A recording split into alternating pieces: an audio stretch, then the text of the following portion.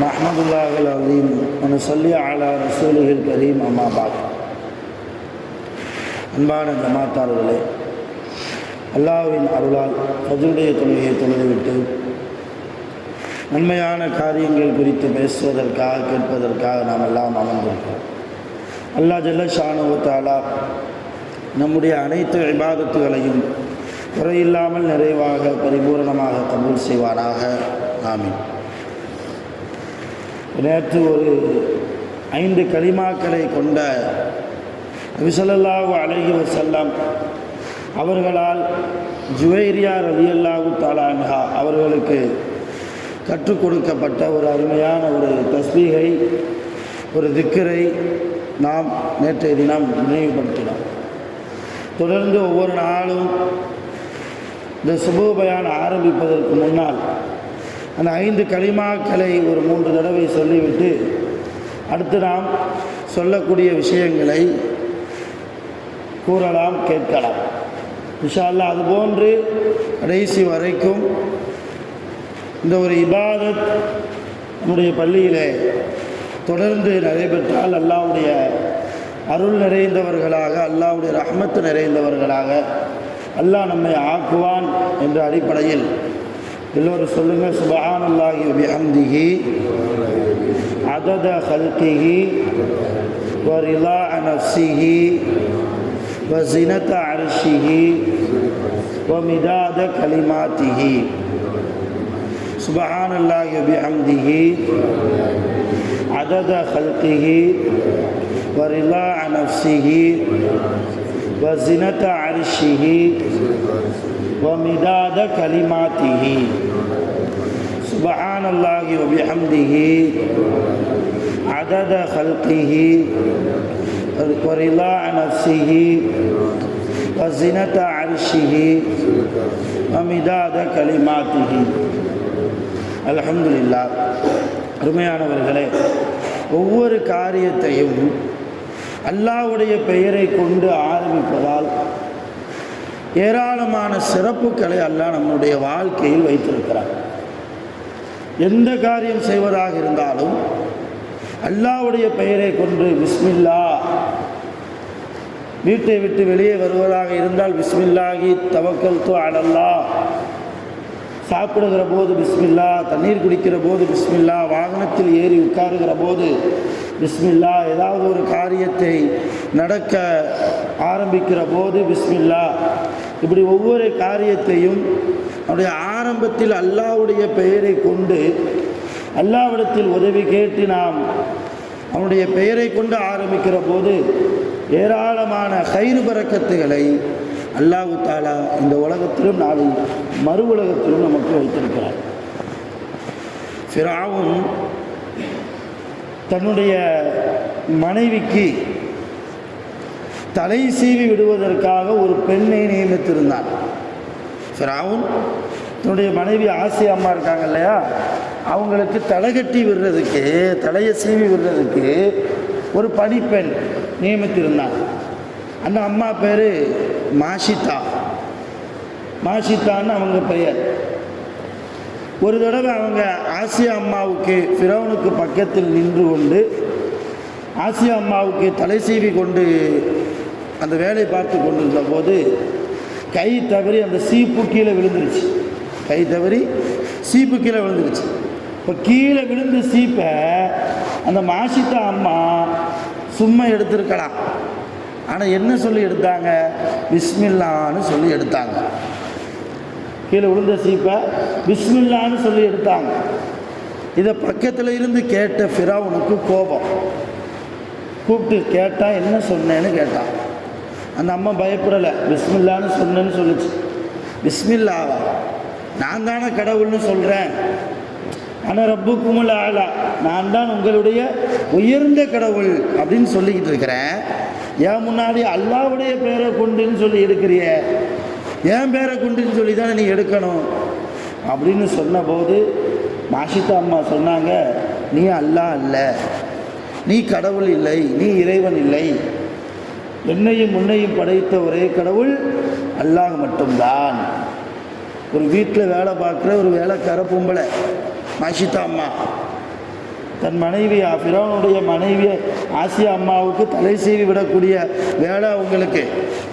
சீப்பு கீழே வந்துருச்சு, பிஸ்மில்லான்னு சொல்லி எடுத்தாங்க. அதனுடைய விளைவு என்ன தெரியுமா? கடைசி வரைக்கும் தான் சொன்ன பிஸ்மில்லாவில் உறுதியாக இருந்ததால் ஃபிரௌன் என்ன செஞ்சான் தெரியுமா? அந்த மாஷிதா அம்மாவுடைய 3 குழந்தைகளை எண்ணெய் சட்டியில் போட்டு சாகடிச்சான். மாஷிதா அம்மா கண்ணுக்கு முன்னாலேயே கடைசியாக அந்த மாஷிதா அம்மாவையும் என்ன செஞ்சான்?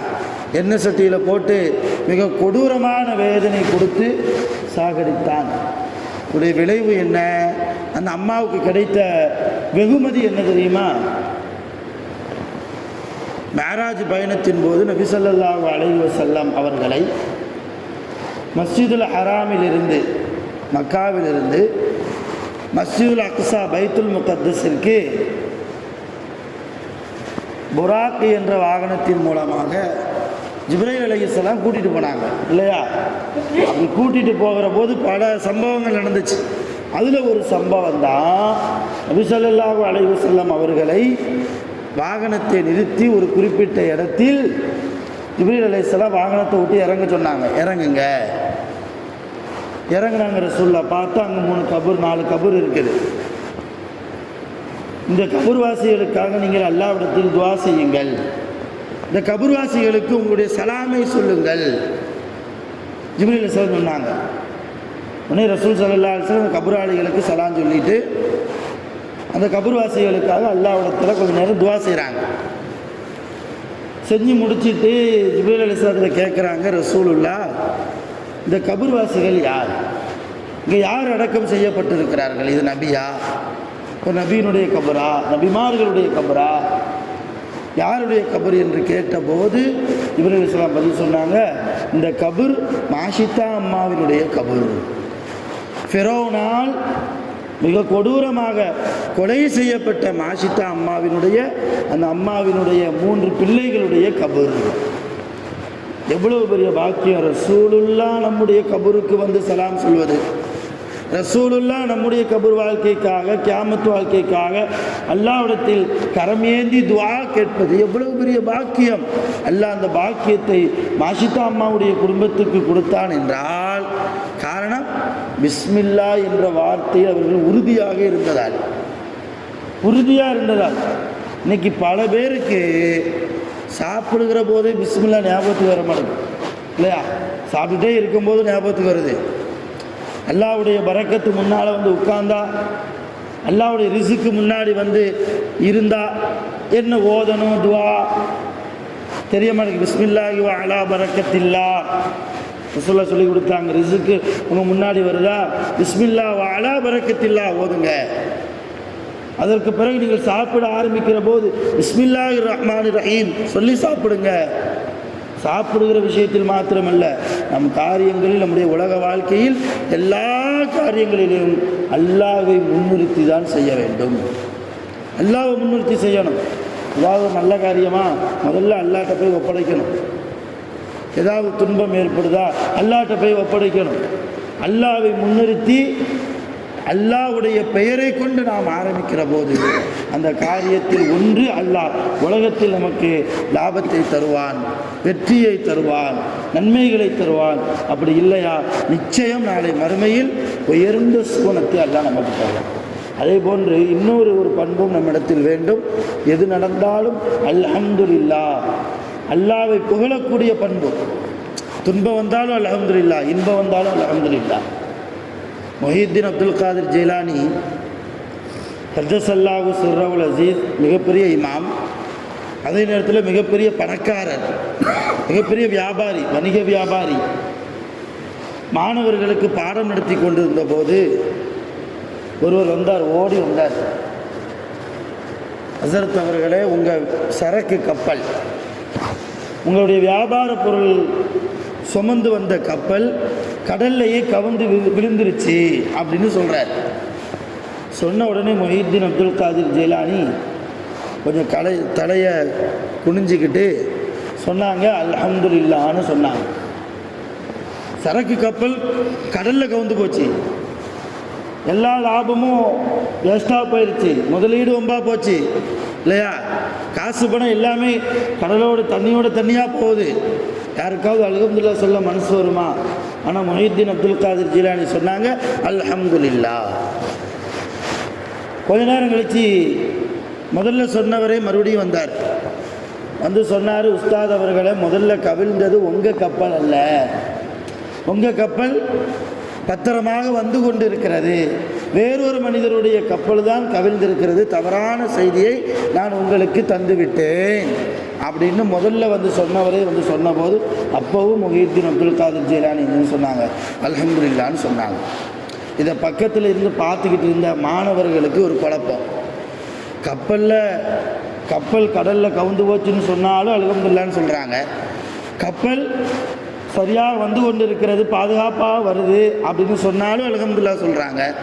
கேட்டுட்டாங்க உஸ்தாத்கிட்ட, ஹஸரத்துட்டே போய் கேட்டாங்க, என்ன உஸ்தாத் அவர்களே, ரெண்டுக்கும் அல்ஹம்துலில்லாஹ்வா, எதற்காக இப்படி நீங்கள் அல்ஹம்துலில்லாஹ் சொன்னீங்க? அப்போ மாணவர்களுக்கு பதில் சொன்னாங்க முஹியுத்தீன் அப்துல் காதிர் ஜீலானி, ஒரு துன்பமான செய்தி வந்தபோது, ஒரு கவலை குறித்தான செய்தி வந்தபோது நான் என்னுடைய கல்பை பார்த்தேன், என் உள்ளத்தை பார்த்தேன். உலக மோகத்தின் பக்கம் போகிறதா, ஆகா காசு பணம் வேஸ்டாயிருச்சே என்று சொல்லி வருத்தப்படுகிறதா என்று நான் பார்த்தேன். என் கல்பில் ஒரு துளி வருத்தம் கூட ஏற்படவில்லை. இப்போ உலக மோகத்தின் பின்னால் போகாத கல்பாக அல்லாஹ் என்னுடைய கல்பை எனக்கு தந்திருக்கிறான் இல்லையா, அதனால் நான் அல்ஹம்துலில்லாஹ்னு சொன்னேன். ரெண்டாவது, என்னுடைய கப்பல் சரக்கு கப்பல் எந்த விதமான ஆபத்தும் இல்லாமல் பாதுகாப்பாக வந்து கொண்டிருந்த இன்பமான செய்தியை கேட்டதற்கு பின்னால் என்னுடைய கல்பை நான் பார்த்தேன். சந்தோஷப்படுகிறதா? ஆகா, நம்ம காசு பணத்துக்கு எதுவும் ஆகலை, நம்மளுடைய முதலீடு அப்படியே வருது, அந்த வணிக பொருளை வச்சு நிறைய வியாபாரம் செஞ்சு நிறைய காசு பணத்தை பார்க்கலாம் என்றெல்லாம் சொல்லி சந்தோஷப்படுதான்னு பார்த்தேன். என்னுடைய கல்பு அப்பவும் சந்தோஷப்படலை.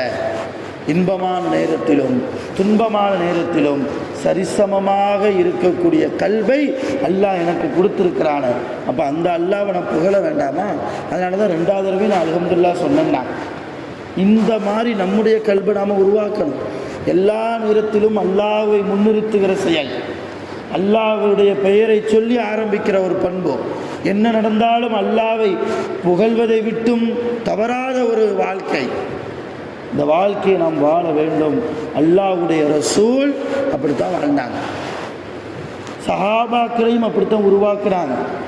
என்ன நடந்தாலும் நன்மையும் தீமையும் அல்லாஹ்வின் புறத்திலிருந்து தான் வருகிறது என்பதை ஈமான் கொண்டு இருக்கிற மூமின்களாகிய நாம் துன்பமான நேரத்திலும் இன்பமான நேரத்திலும் அல்லாஹ்வை மறக்காமல் எல்லா நேரங்களிலும் அவனை பயந்து தக்வாவோடு இஹ்லாஸோடு சாலிஹான அமல் செய்து மரணிக்கிற மகத்தான பாக்கியத்தை ரப்புல் ஆலமீன் நமக்கும் நம்முடைய பெற்றோர்கள், நம்முடைய மனைவிமார்கள், நம்முடைய பிள்ளைகள், நம்முடைய சந்ததிகள் அனைவர்களுக்கும் அல்லாஹ் கொடுத்தருள் புரிவானாக. ஆகிரு தஅவானா அனில் ஹம்துலில்லாஹி ரப்பில் ஆலமீன். சுப்ஹானல்லாஹி வபிஹம்திஹி சுப்ஹானக்கல்லாஹும்ம வபிஹம்திக அஷ்ஹது அல்லா இலாஹா